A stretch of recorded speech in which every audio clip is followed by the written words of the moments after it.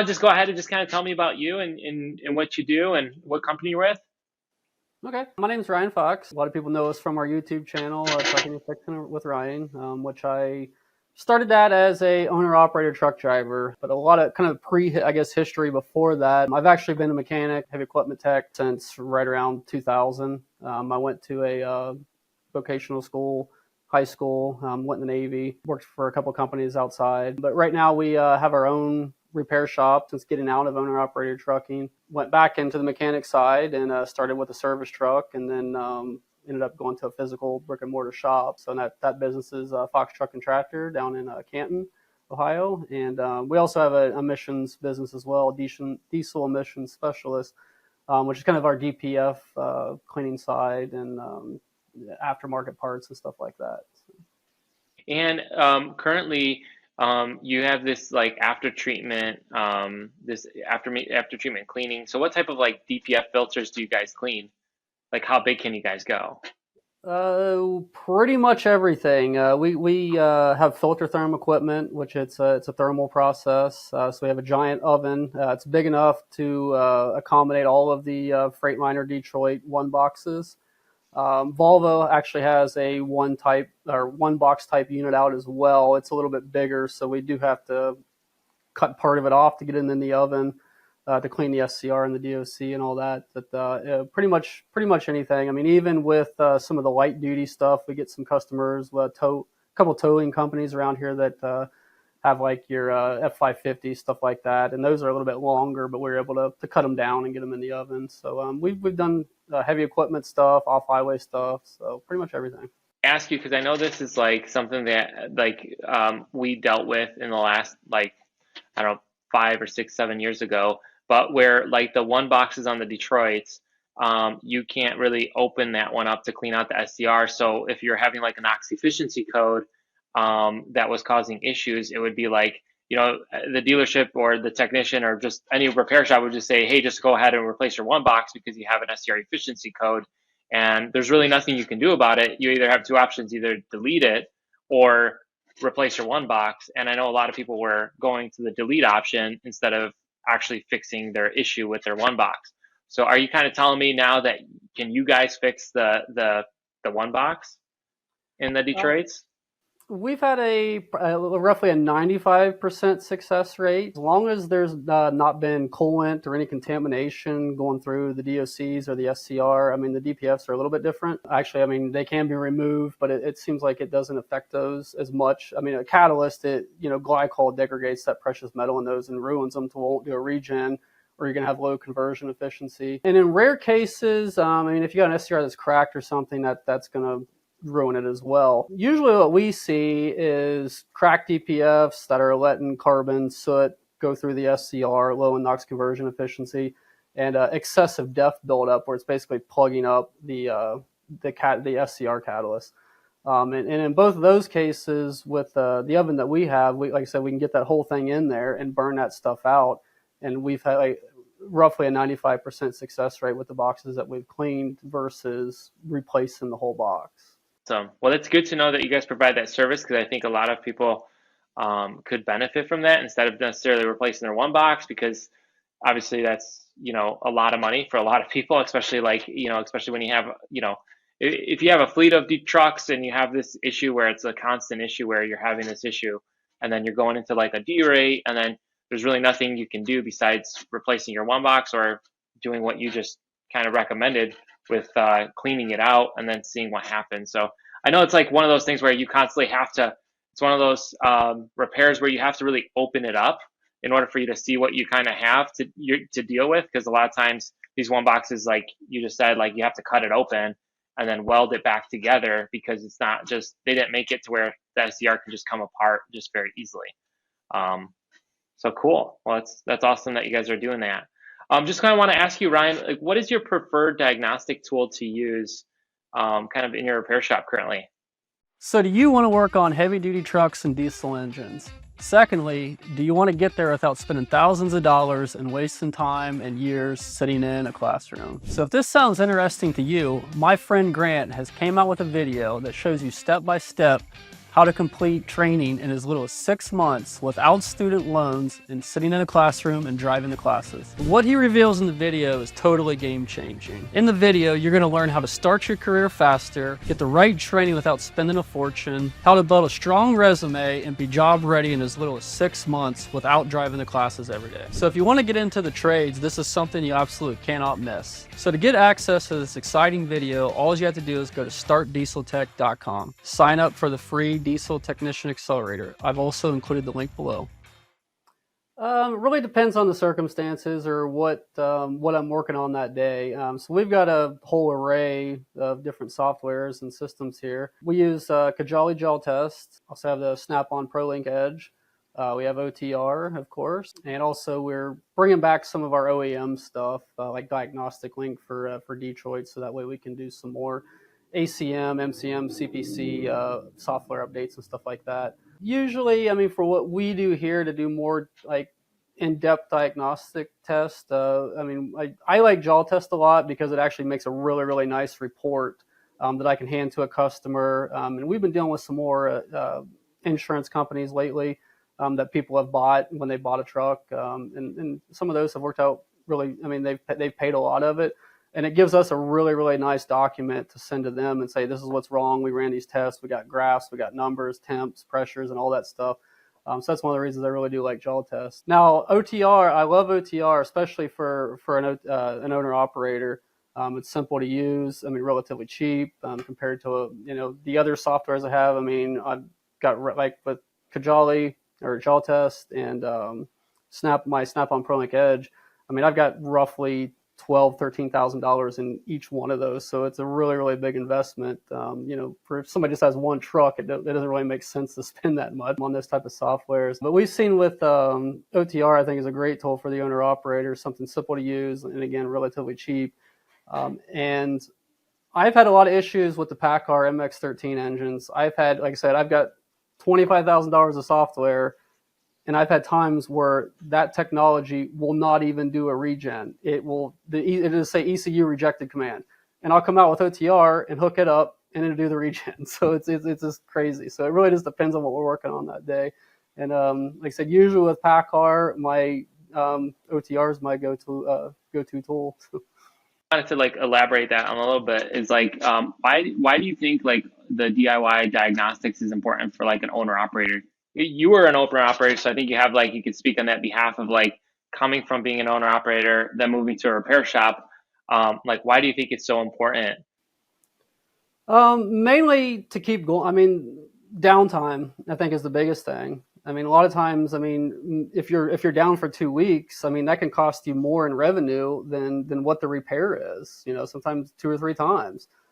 So being able to diagnose something simple, just a little sensor or something, I mean, to be able to diagnose that yourself and change it out and get down the road quicker versus waiting at a shop for 2 weeks for them to even hook up to your truck, I mean, that's all lost time that you can never get back, and that's all lost revenue. So if you can diagnose that stuff yourself and do simple things, like changing NOx sensors, temp sensors, pressure sensors, whatever, I mean, that's a great thing for an owner operator to keep moving. So with being able to clear a D rate, speed D rate, or torque D rate for what a tool costs, I mean, versus what a tow bill could be, and then again getting towed to a shop that you might not want to go to, that that's the closest shop they're going to take you to, versus being able to clear that and get you to where you want to go, to where you might be able to finish delivering a load, then go home or go to a local shop. So, and I think the last thing is that, unfortunately, there's some dishonest shops out there.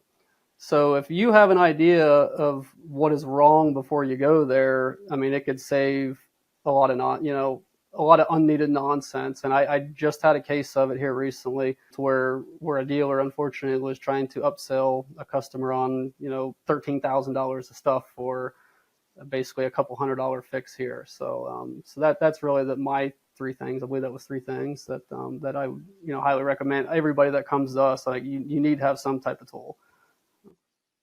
Yeah, and I think from the standpoint, like, from the owner operator world, I think getting taken advantage of is, I'm sure, a lot of the reasons why, like one of the reasons why I created products, because I definitely I saw the need and I wanted to help as many people as I could.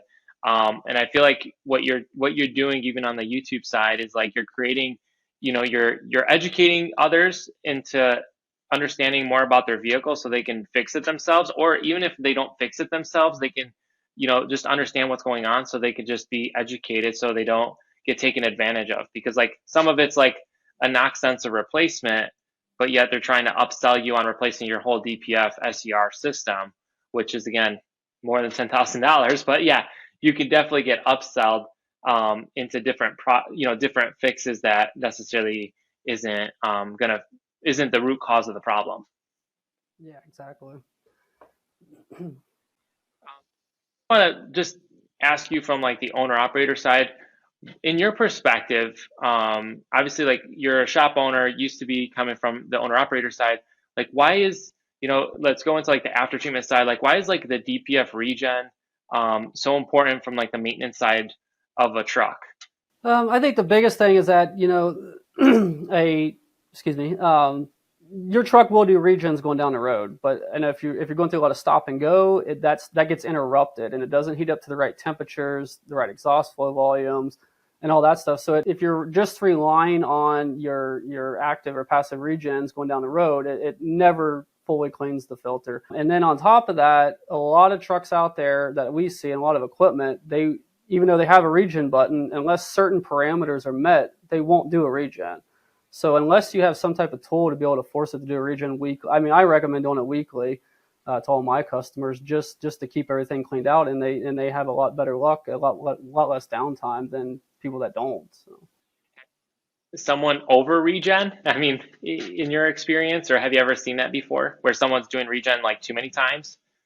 I haven't heard of anything like that or any damage caused by doing too many regens. I mean, when I was on the road, sometimes I mean, just depending on what I was doing, I mean, especially if you're idling a lot, I mean, you're going to want to do more regens because it's not getting up to temps and again, volume, air, exhaust flow volumes and all that to clean everything out. But I know in my experience, I haven't ever heard of any over doing too many regens. I mean, what I've seen like in the past where we'd have some of our customers actually like monitor their DEF consumption, and they would actually do a regen after, like if they started to consume more DEF, they would do a regen and they'd automatically see their DEF consumption go way down because the filter's now cleaned. So it was just like they were just like constantly monitoring some of these like different things. They were saying like every time my truck does a regen, my truck drives better, drivability is a lot better. I get more power, and then I also get better fuel mileage because now my filters are clean and I don't have any issues with like the soot and all this other stuff that is blocking the flow of the exhaust system. So that's kind of like one of my things that I saw, come out of it is like the more regens you do, it's not necessarily bad, but there's like that fear of like, what if I do too many? Will it crack the DPF? Will it crack the DOC? Like, is there other issues that could come out from that? So just wanted to hear from your perspective. No, like I said, I haven't heard of anything like that, and I haven't seen anything like that. Usually, what I see a cracked filter is, especially on some of the one boxes, the Detroit one boxes we've worked on, we've had several of them come in with cracked filters, and that's usually ones that have never been cleaned. I mean, they basically get pushed, the ash load gets pushed to the limit, and there's no place for the pressure to go, so they crack. So that's usually the case of not cleaning, having a cleaning done on a DPF and probably not doing enough, forced regens. And kind of like want to talk a little bit about like the state of the trucking industry currently. From your perspective, kind of where do you see things going? I mean, the emission standards are going higher. I don't think it's not going to go away. I mean, I don't want to get into politics and all that, but I mean, with the last administration, everybody thought all this stuff's going to get rolled back, and nothing did. So I mean, I think even if we do go into a more conservative political environment, I still don't see that stuff. I see it going forward the way that it's going. I don't think we're ever going to roll anything back, and the EPA standards are going to get higher. And then you're seeing several states now that are doing emissions testings on trucks, like California are actually doing like an e-check now. I believe Illinois may be doing emissions testing as well. So I mean, I think the California style emissions standards I think they're going to come more nationwide.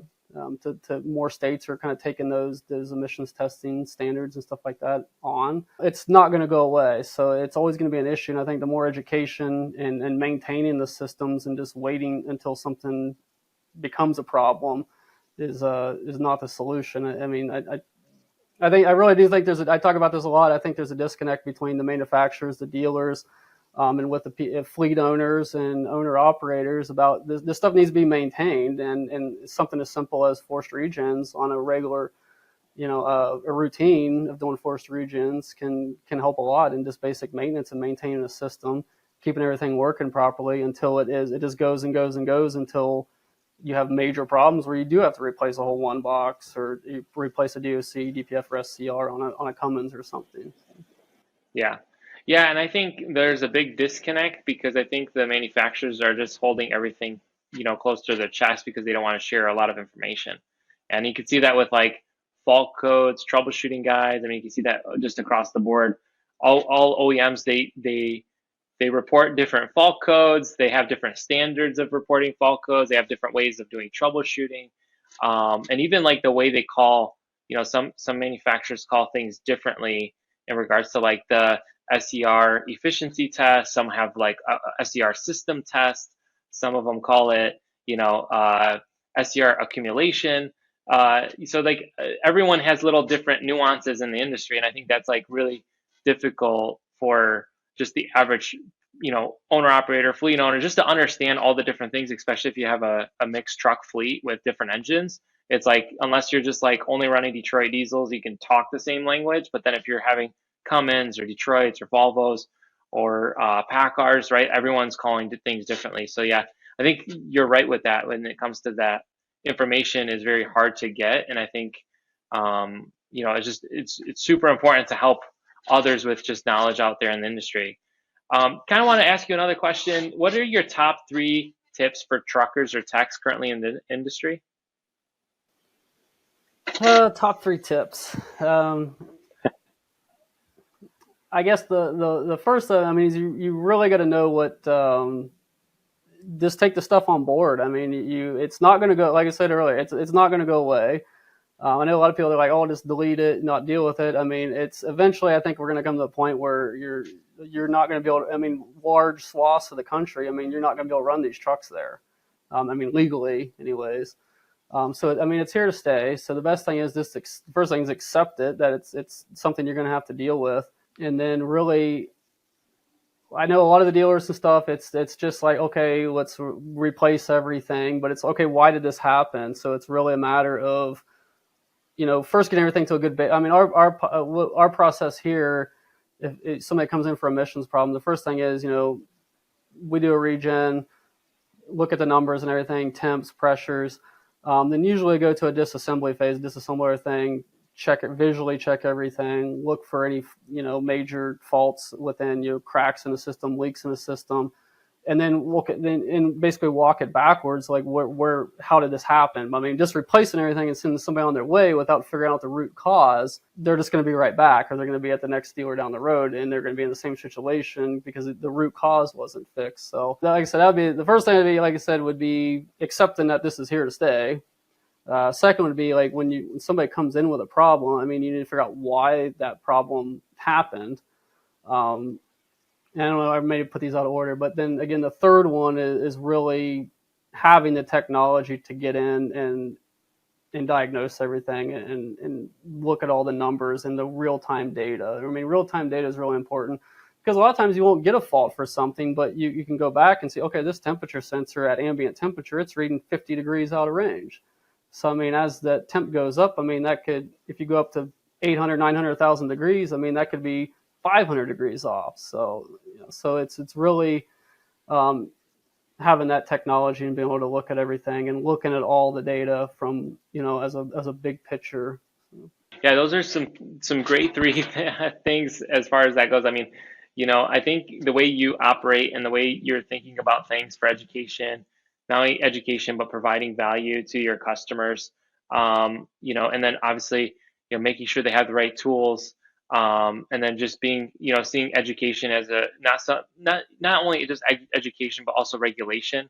when it comes to like the emission stuff. It's like instead of you just avoiding it and not learning it and not actually making an effort to understand the system instead of just trying to avoid working on it, I think is a really good thing to just provide those tips to be like, hey, embrace the technology. Technology is here to stay.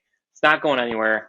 I can tell you from someone who's dealt with this before, like the EPA, CARB, right? They're someone that are going to stay and they're going to consistently put these standards in place because of their initiatives. And there's really nothing anyone can do to stop that. It's really, they're only putting things in place for you to actually catch all these people that are trying to delete the trucks. They're trying to catch them just through the testing, through emission testing and stuff like that. So they're just, and obviously it puts a huge pressure on shops, right? Shops can't work on the trucks that are deleted and all this other stuff. But I think if a lot of people embrace the technology instead of deleting it or instead of trying to go around the system, they would necessarily learn how to fix them and then be able to fix them properly. So yeah, no, that was 3 amazing tips right there from you, Ryan. Thank you for that. So I just want to kind of go through some like lightning round questions and kind of wrap this up. You ready for it? Sure. Coke or Pepsi? Pepsi. Okay. Peterbilt or Freightliner? I guess I'd have to go with Peterbilt. Short or long haul? Long haul. Okay. Fast food or packed lunch? Fast food. Okay. Well, I got to ask you, which one now? What's that? What fast food? What's your favorite? Fast food, probably Taco Bell. Okay.